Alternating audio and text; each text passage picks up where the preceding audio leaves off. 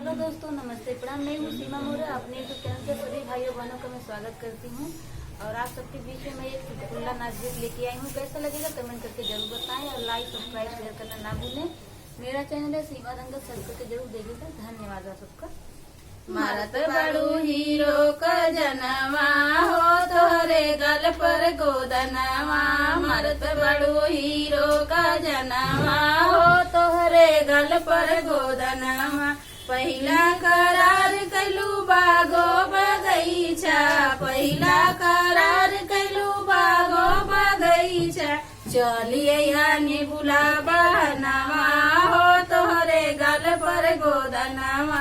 चलिए यानी बुलावा नवा हो तोहरे गल पर गोदनवा। मारत बड़ू हीरो का जनवा हो तोहरे गल पर गोदनवा। मारत बड़ू हीरो का जनवा हो तोहरे गल पर गोदनवा। दूसरा करार कैलू पक्का कुवनवा। दूसरा करार कैलू पक्का कुवनवा।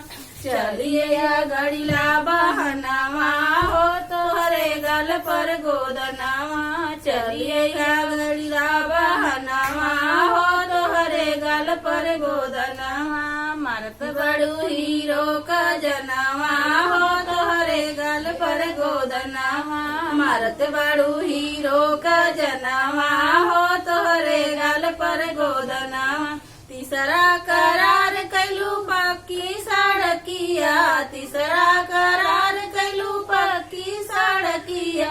चलिए यार लिया बहनवा हो तोहरे गल पर गोदनवा। चलिए यार लिया बहनवा हो तोहरे गल पर गोदनवा। मारत बड़ू हीरो का जनवा हो तोहरे गल पर गोदनवा। मारत बड़ू हीरो का जनवा हो तोहरे गल पर गोदनवा।